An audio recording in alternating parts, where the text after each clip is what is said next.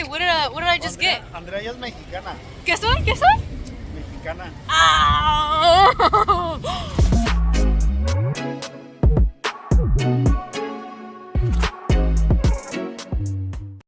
Hi my little berries, welcome to my channel. My name's Andrea. I hope you're having a wonderful day today, because today I'm going to tell you guys the process of how I got my dual citizenship, how I got back to going to Mexico, and also how I got my father going back to Mexico after almost a decade, and as well as a couple other tips and tricks.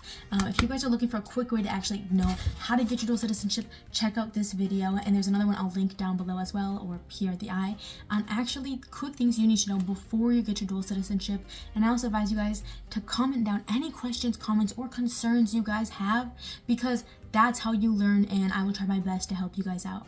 Yeah. This is an opportunity, this is a privilege, and this is something, a resource us Mexican Americans have, and we should honestly take, because a lot of us are born American, and we don't return to Mexico, we don't see our roots anymore, and we don't value what this country is anymore because of this one. And if I'm being honest, there's a lot of Mexicans out there who have not returned to their land in 20, 30, 40 years, who have not seen their parents in so many years, and then there's us, right? We have privilege, and we don't fucking use it. So I urge a lot of you to kind of look around you, reflect on your life, what your parents have sacrificed for you, grandparents have sacrificed for you, and kind of try and will your way to, back to your roots. It's a scary new place a lot of us also have no knowledge about, which is why I'm telling you guys, it's been 8 years since I last returned to this Mexico, and already 2 years after that, of me returning to Mexico, I got my dual citizenship. I go there 3 times a year, and I'm learning a lot about the culture, the language, the money, and my opportunities over there too now as a Mexican citizen, right? So I encourage all of you, try your best, do this. It's not easy, because like my father always says, if it was easy, everyone would do it. Thank you for my TED Talk. Let's get actually into the story. I want to be honest, guys, it was not an easy process. It took me over 4 months to get my dual citizenship.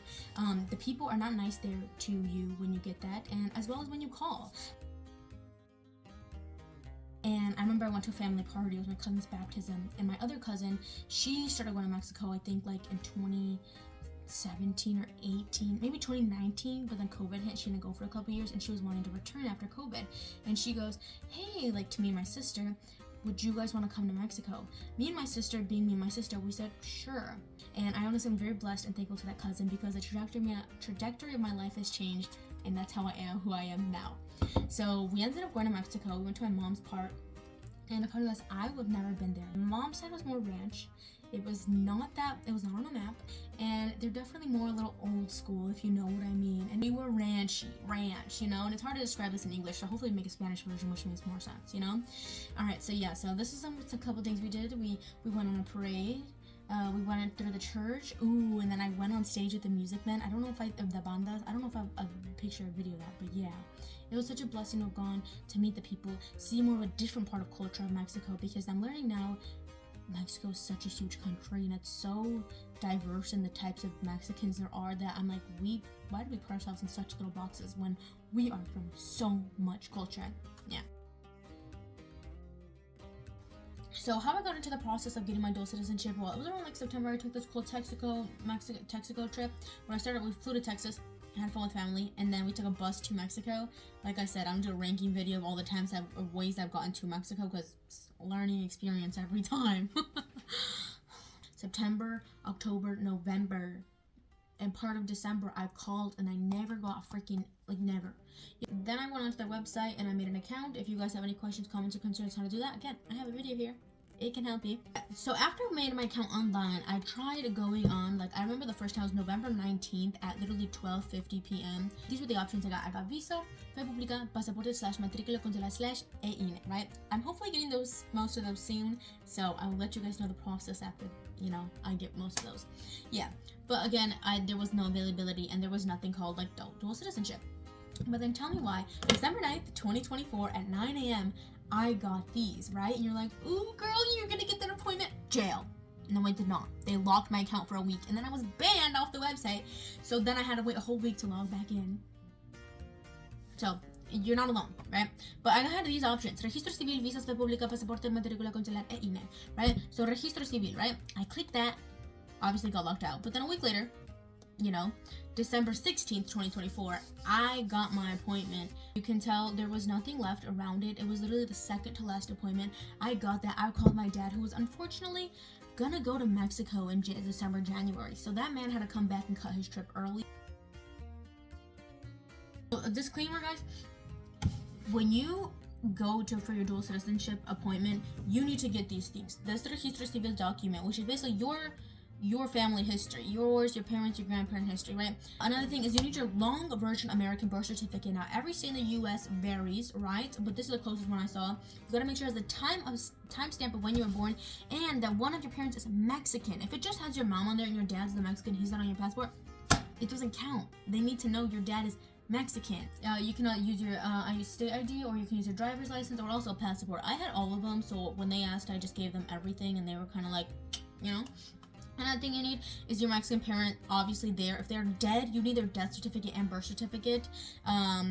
But you also need your parents' birth certificate, which looks along the lines like this, a little more brighter and like it's more tinted, like orangey. Quick reminder, these guys are not honestly here to help you. It's like one of them American DMV. They don't care about you. They want to give you a run around and run for your money. My dad came back into town, I think, the second week in January, and that was also the same week I also got my dual citizenship appointment. So we flew. We drove to Chicago. You know, this is on the highway. I think we were like on I-90. It took us a while to get there. You know, there's traffic and an accident, but luckily, since my appointment was at 11, we arrived at 10:42. This is the only picture I got of the Consulado. If I'm being honest, I thought it was gonna be a cool, fancy, like tall building like the ones in Chicago, like you always see and think they are. No, it was like a brick building. I was like, this is boring. I was like, really ugly, and we were like in a basement. It was horrible. You know, I'll find a better picture online. The front, this one looks a little better. I remember walking into the place and the guy's like, name, do you have an appointment? And I was like, my name is first name, last name, and I got a registro civil. Show him the verification like email and the code of like the one I got originally. He's like, okay, cool. My dad elbows me as we walk to the second security checkpoint. He's like, say you're getting your dual citizenship because you're not actually registering yourself. You're not Mexican to register yourself yet. So say dual citizen. And I was kind of like, but that's not correct. You know, what if they like beat us up and kick us out, you know? He was correct, because we went to the second lady. She's like, all right, go downstairs. We go downstairs to the right, and there's like a basement, right? And you go downstairs and you go to the right. Me and my dad got there. We got in line. The lady's like, all right, name, like, what do you got an appointment for? And I'm like, my name is first name. My name is Daria, right? I said outside of registro civil, but I said I'm getting my dual citizenship, right? And then she was like, okay, she like dual nacionalidad, and I'm like, oh, like, see. And I remember, like, we sat down, and my dad's like, you cannot be, like, a little girl. You need to grow up, put your big boy pants on, and you need to speak with a tough voice to these people, because they do not play, and they will give you the runaround. And I really hated that my dad said that, but I was like, damn, he's true. Like, it's right, because they did try to give us the runaround. And then the second time a guy came, he came to like he wanted to like verify like who I was. So I gave him my American birth certificate, which is what you need, as well as my US IDs. You can use like a state ID, or you can also use your driver's license. I'm referencing everything Illinois based because that's how I did mine, if I'm gonna be honest. And I gave him my passport as well. I gave him everything they needed to need.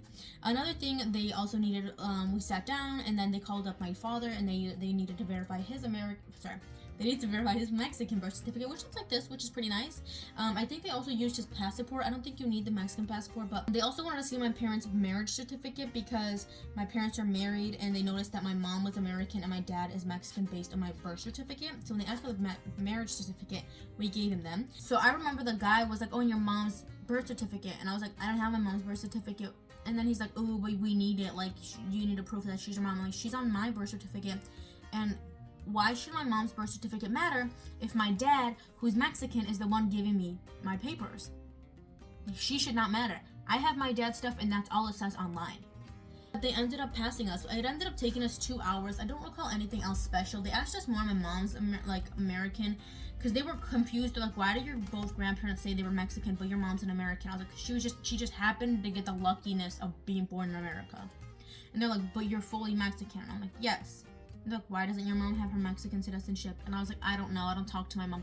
Like, I literally had to play it off like my dad was my single dad and I didn't have a mom. Like, I was like, I don't know. I don't talk to my mom. They're like, oh, your grandparents' history and your mom's side, we're not finding them in the system. And I'm like, I don't know. I don't talk to my grandparents. I literally saw them like 6 months ago in Mexico. But like, what they don't know doesn't kill them, you know? I ended up getting it, you know? A week later, I went through WhatsApp and I got my passport appointment. And I literally got, like, I don't know if you know, they do like citas en ruedas, which is like appointment on wheels, which means I come more to locally places like in the suburbs of like away from Chicago, closer to where I lived, which was really nice because I got my passport the same day. I made a friend there and he was very nice. And yeah, I forgot to mention as well, this registro civil document based on your family history, we had that printed out, this version, right? It's the same exact version as the one they have in the consulate.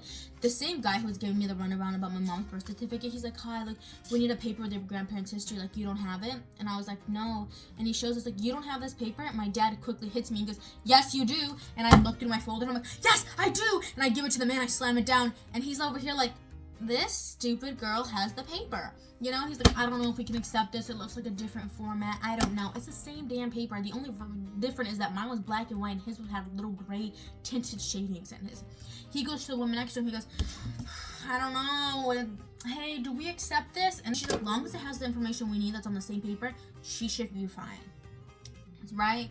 If I'm gonna ask, they did not ask me any questions on why I was getting it, why I was traveling to Mexico. I thought they would. I was prepared for those questions. It's not like the American like citizenship process. The big guy, like, he came up, he's like, first name, middle name, second last name, and I was like, that's me. And I was like, hey, and he's like, okay, so I just want to verify this is one of your birth certificates, this is your other birth certificate, just verify all the info. Actually, before they gave me it, they had me verify all my info, and then they gave me the birth certificate. And he's like, here it is. He's like, the first copy's free, the second one you have to pay money for. And I was like, okay. And he had me like put my thumbprint on an ink pad and then on the paper, and I basically signed my passport with my thumbprint. And he was like, okay. And he walked away. And then me and my dad, I was like, is this it? And my dad's like, I think so. And then I'm like, that's it. You know, and he's like, yeah. For my dad again, we went to this Burrito Express to celebrate. I got some nice tacos. My dad was like, Andrea, my first Mexican daughter. And I was like, that's me, Dad. It was very sweet. If I'm gonna be honest, guys, literally not even a week later, like the third week in January, I went to Siete de Ruedas, right? A Mexican consulate on wheels, and I took this picture. Here's the actual prices as of February 2025. I got mine. This is what mine looks like. Right? This is what mine looks like, and I got it for 3 years. And now, if I'm gonna be honest, this is what my American one looks like.